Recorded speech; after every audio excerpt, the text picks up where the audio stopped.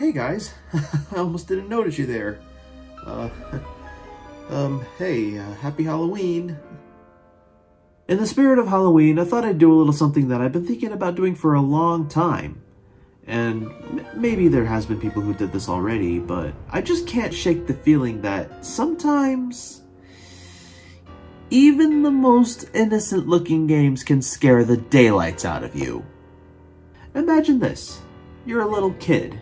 You're young, you're innocent, and your parents had just bought you this brand new Nintendo game for you to have fun with. It looks so happy and colorful the more you play it, but then, somewhere along the adventure, something creepy is about to unfold. Something's bound to creep you out that is going to make you feel uncomfortable. I'm pretty sure everybody has a story about some enemy from a Nintendo game, or a retro game, or pixel game, just anything retro for that matter. Everyone has a story about a particular enemy that scared them away from the screen, and probably even traumatized them. Or maybe gave them this sense of anxiety that will just never go away. I'll be discussing some of those things tonight, so here you go. Here is my top 10 scariest enemies in video games that aren't horror. And remember, this is a list based on my personal experiences, so please don't feel offended if I leave something out that you may have wanted to see. I'll throw in some honorable mentions near the end, okay? Oh, and one more thing. I solemnly swear that there will be no jump scares in this video, okay? I promise. Number 10.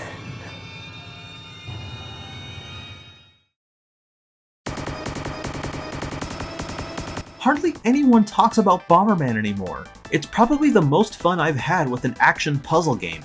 I used to love playing Bomberman a lot in my youth, and I still have fond memories of me and my older sisters playing Super Bomberman 2 on the Super Nintendo. While the first Super Bomberman game was good in its own right, Super Bomberman 2 is just better in every way. Rather than just being a big flat squared arena with enemies and obstacles over and over again, this game has actual level design with unique gimmicks, a much better soundtrack, and a better multiplayer mode that gave me such a good time. This game was about White Bomber being captured by the 5 dastardly bombers and having to clear different stages and then fighting them one by one by first defeating them and then facing off against their boss machines. One boss machine in particular really creeped me out. At the end of stage 3, the amusement park stage, you face off against Pretty Bomber, and then she gets into her boss machine, Mask Change. This boss is quite cute, and pretty charming to look at first, as it moves in a diagonal pattern and makes that cute little winky face. That is until you damage it or destroy one of its attacks, and then that face. Just seeing that really caught me off guard. And then that thing with that ugly, angry face starts chasing you, leaving little to no room or time to place any more bombs to deal more damage to it. What's even scarier is that these bosses become faster and more aggressive the more you damage them. And Mask Change is no exception. This thing will chase you down and nullify your bombs upon contact if you make it angry, and having to run away from something with a face like that? This is like an evolved form of the angry sun from Super Mario Bros. 3. And just look at its face of agony when it's defeated. Number 9.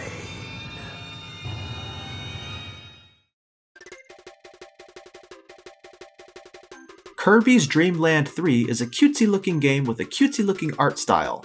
The pastel-like designs and crayon drawings is what makes it stand out from the rest. Kirby games have always been very adorable in terms of both presentation and character designs. But once you start getting towards the end of the game, things start to become more unsettling. The one thing I remember being the most unnerved by was the true final boss of Kirby's Dream Land 3. Once you've collected every heart star by completing certain tasks and helping friends in need, you get to fight Dark Matter, which starts off as a straightforward final boss fight. You use the love stick to fire projectiles at Dark Matter to damage it. But just as you think the fight is over, you meet Zero. This big eyeball that fights you with, well, blood? I don't know what else to make of this red substance that's coming at you. And if that wasn't enough, defeating Zero causes it to bleed out in a horrific way, and all that's left is a red eyeball that bleeds even more. And yet, this game is rated K to A, which means kids to adults. You know, this might sound a little controversial, but I find it funny how a lot of soccer moms complained about games like Mortal Kombat just for being the way it is. There's fighting, there's blood gushing everywhere, and there's many ways you can finish off your opponent in gruesome ways. But yet, I've heard no parents or kids freak out about a f***ing bleeding eyeball in a video game for young kids. Yeah, that's just weird to me. Number 8.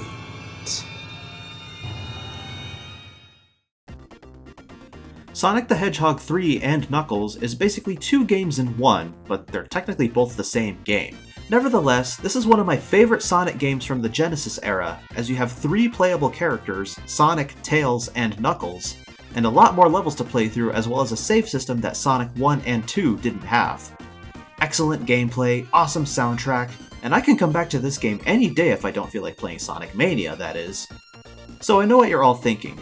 Oh, are you going to talk about the drowning music? That's always the scariest thing in Sonic games. And yes, I can agree on that, but that's more of an anxiety thing rather than scary. Oh god, oh god, oh god, oh god, get me out, get me out, get me out! But since this is Halloween, you know, ghosts, zombies, monsters, well, things are about to get very ghostly once you reach Sandopolis Zone Act 2. You're inside a hidden pyramid and learning that you have to turn on the lights constantly, as well as activate sand gates and fill the floor with sand in order to advance. That doesn't become too much of an issue, but then you reach this capsule that releases a swarm of ghosts known as Hyudoro. These ghosts will appear on top of Sonic and Tails, and as the room gets darker and you don't pull the switch that turns the lights back on, the ghosts get bigger. And then, when the pyramid is fully dark, the ghosts start attacking you relentlessly.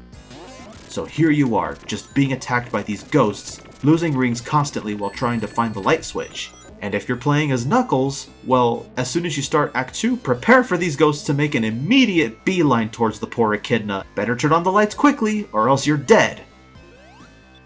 You know how Dr. Robotnik / Eggman basically imprisons small animals into his robots to power them? And even traps them inside these capsules that Sonic must free them from? Well, it is inferred that these enemies were once animals that were imprisoned in a capsule by Dr. Eggman, but they were left there too long to the point where they probably starved to death. Ugh. And now they appear as these vengeful ghosts that will attack anyone who dares enter the pyramid. Wow, Dr. Eggman truly is evil. Number 7.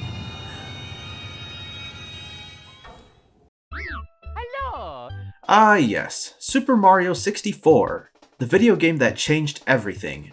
It changed how we play video games, it changed how we look at video games, and it was truly a revolutionary hit back in the 90s. I didn't grow up playing it per se, because my first 3D Mario was actually Sunshine, and I'm sure you all know how much I love that game, as it's my all-time favorite! But I digress. I did get to play some Super Mario 64 in my time, and yeah, it did have its weird and creepy moments, like this. I don't think I want to come near you. Whoa, whoa, whoa, that's a little too close for comfort, buddy. I ain't your dinner. As big as you are, I'm not afraid of you, Big Boo. But then comes this. You walk into this room as you're hunting for those red coins. Then you come up to this piano, which happens to be right where the red coin is. Looks like an ordinary piano at first, but then you approach it, and... Nope, nope, nope, nope, nope, nope! So I never encountered this thing in the original Mario 64, but rather the DS remake. And I'm not kidding, I nearly had a heart attack the moment this thing started moving and chopping up a storm. I'm pretty sure I'm not the only one who got scared by this piano though. Just want to point out, this thing will only attack you if you either run near it or jump on top of it. And in the DS version, it's a lot easier to just slowly walk behind the piano to get the red coin. So you don't have to worry about this thing attacking you and taking out 3 units of your energy. Number 6.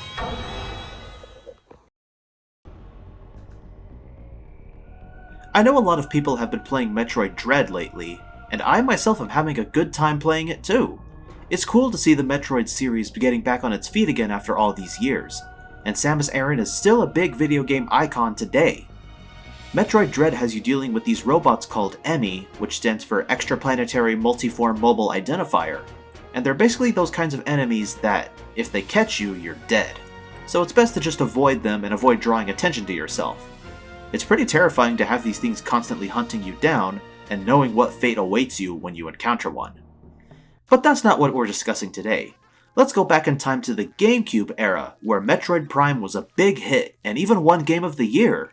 I have lots of memories of playing this game as a kid, and it's one of my favorite games to just come back and play from start to finish, and even go for 100% completion.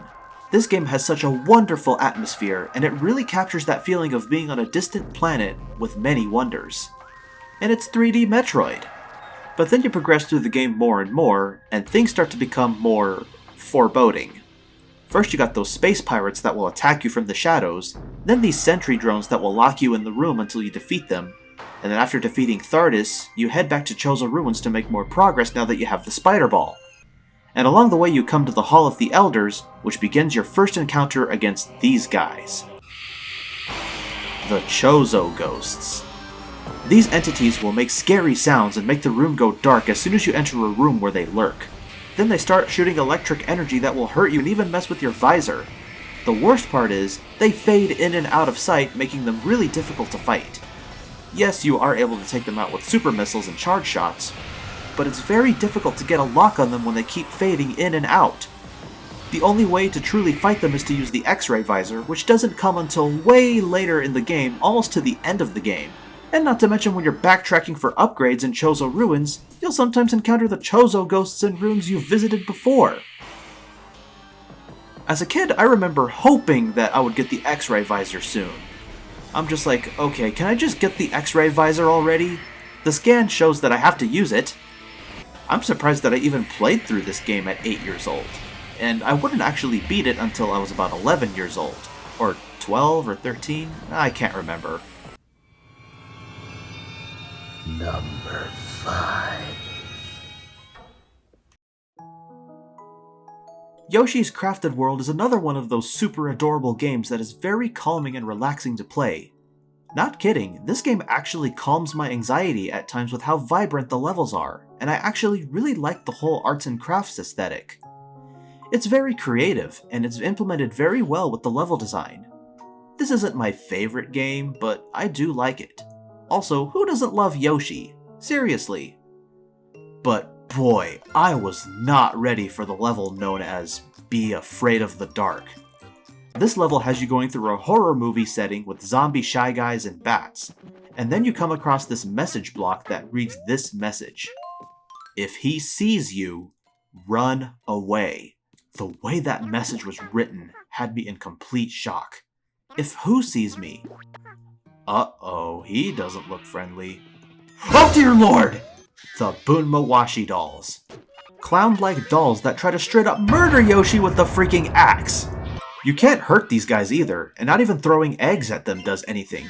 Your only option is to just run away from these freak shows, and using spots that are lit by lamps to stay safe. This level is basically chock full of these scary clowns, and they will appear everywhere. You are not safe. And to add insult on top of injury, you'll come up to another message block that says, he will come from behind. And then another one comes out of nowhere to turn poor Yoshi into mincemeat! It's like, dang, I was having such a relaxing time with the entirety of this game, only to be greeted by this f***ing level! It's like one big false sense of security for such an adorable, light-hearted game! There's also blood in this level. I know, it's just red crayon drawn on the walls to add to the horror theme, and I even mentioned the zombie shy guys, but still! I wonder how many young kids played this level when this game first came out. I can already hear the screams of anguish.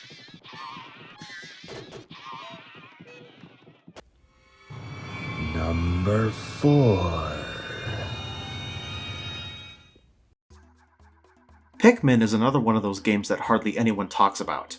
I remember playing the heck out of Pikmin when it first came out on the GameCube. This was another one of those games that really wanted to show you what the GameCube was capable of, which is being able to control multiple things at once. This game even had its own sequel, Pikmin 2, where yes, Olimar managed to escape from the distant planet, but unfortunately upon returning home, he gets news from the president that the shipping company he works for has fallen on financial struggles as they are in a big debt that must be repaid. So Olimar and the newly recruited Louis head back to the Pikmin planet to go hunting for treasure to pay off the debt. A big part of this game is entering underground dungeons that have lots of treasure to find upon arriving. But then you come to that one particular dungeon in Pikmin 2, the Submerged Castle, which you can only access by bringing blue Pikmin with you. Things start to get creepy. First off, you have this eerie music playing in the background, which is probably telling you there's something sinister that's awaiting you in this dreaded dungeon. If you spend too much time in the sub-level you're in, it appears.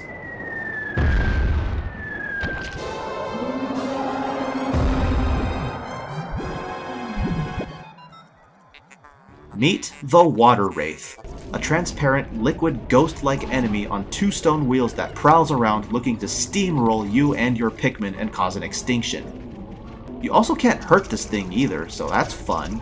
Not to mention it really becomes a problem when you're trying to carry treasure.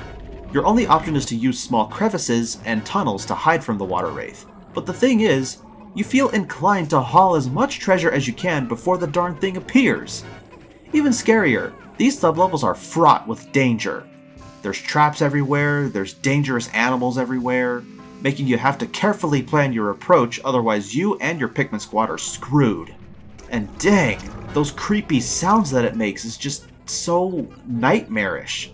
I definitely wouldn't feel comfortable having this thing prowl around, just hearing those noises and those creepy voices as it rolls around. Ugh. On the bright side, you can actually kill the Water Wraith when it becomes an actual boss fight at the end of the dungeon, when you're able to use purple Pikmin to damage it. But even still, I've had nightmares about this thing, and I probably never want to come back to this dungeon after speaking about it. Ugh. Number 3. Donkey Kong Country, a game series that still has a special place in my heart. The first DKC game was lots of fun and I can come back and play it any day. And then we go over to Donkey Kong Country 2, Diddy's Conquest, which is just as fun, if not a little better than the first game in terms of content. You know, it took me years to realize that Diddy Kong and Dixie Kong are going through many places that really want them dead. King K. Rool ain't messing around, and he is definitely going to do everything in his power to make sure the Kongs fail to save their beloved friend, Donkey Kong. Donkey Kong Country 2 has you going through pirate ships, masts, sunken parts of the ships, lava caves, murky swamps, brambles, a hornet's nest, and an amusement park that is definitely not friendly. And then we go over to the Gloomy Gulch, a spooky-themed world with creepy forests and a haunted library with a roller coaster inside.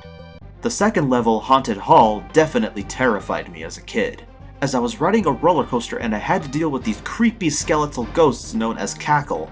Cackles are ghostly kremlings that give you chase every time you go through the gates and enter their zones. You see this timer ticking down indicating that this place really wants you dead. You must use the plus barrels along the way to increase the timer and prevent Cackle from attacking you, and avoid touching the minus barrels, which will decrease the timer and make sure that you meet your doom. Because once that timer reaches 0, that happens. Thank goodness this is the only time you have to deal with these guys. But still, this is pretty creepy. Number 2.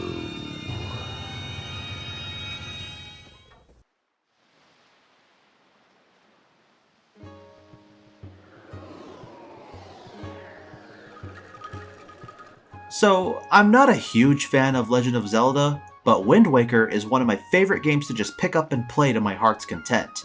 Yeah, I play the HD remake a lot more than the GameCube original nowadays, but I will give the GameCube original credit where credit is due. Not many people liked this game at first due to its art style and cartoony aesthetic, but now people have been appreciating it more in recent years.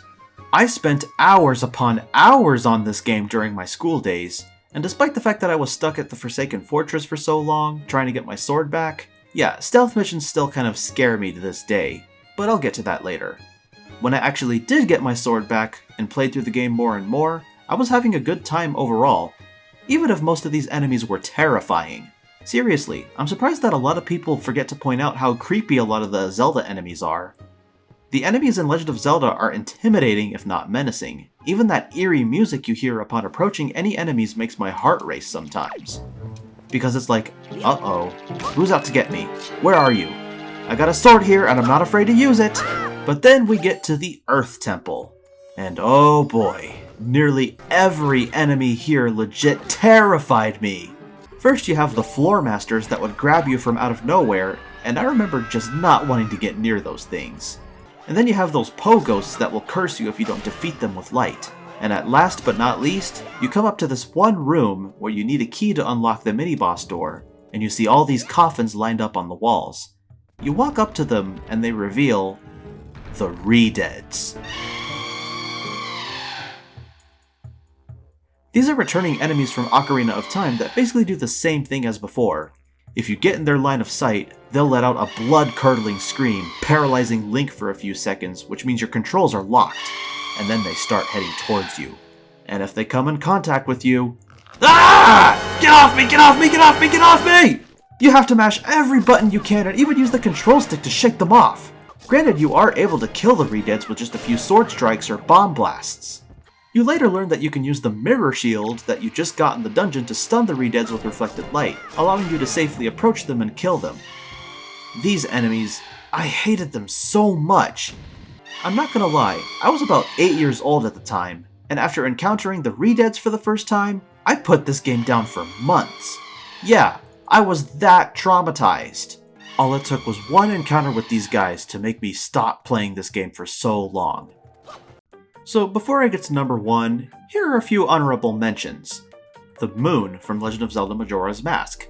I'm pretty sure that there were too many things that are bound to creep you out in that game, but just the fact that this big moon with an angry face is coming to destroy the entire world, that's what makes it unsettling. Fury Bowser is pretty terrifying, especially when you're watching him emerge from afar. The Dark Troopers from Metroid Prime 2 Echoes are also terrifying because the moment you start the game, this dark matter comes around to bring them back to life to attack Samus. The Old Chateau from Pokemon Gen 4 is also foreboding, right up until you catch Rotom, which is actually quite useful. I find it much creepier than the Distortion world, exclusive to Platinum. Every single boss in Wario World is terrifying. I was always scared of the Phantom Masks from Super Mario Bros. 2. Now about Luigi's Mansion, I get that it's supposed to be scary-ish, but it's actually quite charming if you just get used to the spooks. This goes for the entire Luigi's Mansion trilogy. Another honorable mention is No Eyes from Hollow Knight. Oh yeah, and let's not forget the Dark Trains in Legend of Zelda Spirit Tracks. Ugh, I hate that music that plays whenever they're around, because once they come in contact with you, it's an instant game over.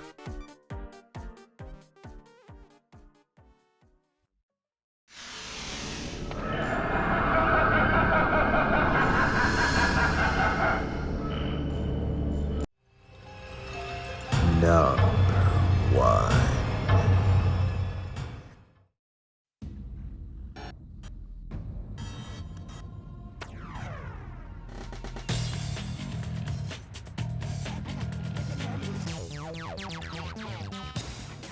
Spider-Man, the movie, the video game, is one of my favorite games from childhood. This was my jam back in 2002. I loved Spider-Man as a kid, and he's still my favorite Marvel Comics hero. Better yet, the video game adaptation came out on the exact same year as the live-action film starring Tobey Maguire and Willem Dafoe, and those two stuck around for the video game too. So this game has you controlling Spidey throughout the entire game, beating up baddies, climbing all over the place, and web-swinging wherever you want as long as you want. Better yet, the movie's plot actually takes a backseat for the sake of bringing in other villains from Spider-Man's comics. So what would be so scary about such an awesome game based on the 2002 film? Well, I'm about to get to that. There's a point in the game where Spider-Man wants to find out the truth about his arch-nemesis, the Green Goblin, and he learns that he has some affiliation with Oscorp, a company run by his best friend's dad, so he goes on a stealth mission to Oscorp headquarters to get to the bottom of things. Oh boy, the Oscorp levels were the most unsettling experience when I was young. I'm still terrified to venture here today. It still gets to me, after all these years. So what exactly do you have to do here? Well, first off, the main goal of this level is to avoid being detected. You have to use shadowed areas on the walls and ceilings and even rely on spider sense to be alert of nearby security guards. The sub-goal is to look for computers that give you parts of a secret code that allow you to access the laboratories. Sounds simple enough, but the very moment you get caught by the wandering guards, or if you get detected by security cameras or laser tripwires, the alarm will sound. And then, they come. Meet the Oscorp Super Soldier robots. These heavily armed androids will begin prowling the premises the minute the alarm sounds, and you have a few seconds to react and stay hidden until they leave. And if they see you, prepare to be obliterated by laser cannons and miniature bombs. Ugh. These robots do so much damage, and you're basically doomed if you're not ready to get away from them. It's even worse when you're being attacked by more than one super soldier robot. Talk about stirring up a hornet's nest. These levels bring the very feeling of fear in the best possible way. I'm not kidding, these levels execute that very well, if not a little too well. First off, the fact that there's flashing red lights and a faint alarm blaring in the background with suspenseful music playing. Secondly, the heavy footsteps coming from the robots as they're coming to get you. And lastly, those bone-chilling robotic voices coming from them, especially when they're on the attack. Target identified as Spider-Man. Enemy sighted. Target acquired. Tracking him. Target acquired. Contact. Screw those robots from Terminator. The super soldiers are nightmare fuel. I'm not kidding, guys. These enemies cursed me for life. I've actually had nightmares about these things. And I'll never look at high security areas the same ever again. And my heart races every time they show up. On a somewhat happier note, you are able to kill these guys, as a few punches and kicks should take them out. But honestly, for the most part, it's a death sentence to even do that, unless you're able to tie them up with webs before getting swarmed by other robots. So yeah, it's better that you just don't waste time punching them or webbing them. Just stealth. They also show up in the next level, where sometimes they actually patrol the labs with the guards, leaving you with one option to stay hidden from them, crawling on the ceiling. And if that wasn't enough, after the boss fight against Oscorp's ultimate weapon, the entire building has been alerted to Spider-Man's presence, so now they're really after you. Standard search and destroy pattern. Find the intruder and neutralize with extreme prejudice. Thanks a lot, Spider-Man the movie, the game. You have officially traumatized me for life. Whew. Man. That was some experience revisiting all of my childhood fears. So, since I really didn't have much plans for this Halloween, I figured I'd spend it by, well, revisiting the things that scared me the most in video games. And I'm sure there are plenty of enemies that I didn't cover, but if you want to share about what enemy scared you most as a kid in a video game that wasn't a horror game, go ahead and let me know in the comments below. And with that, once again, happy Halloween and a good night to all.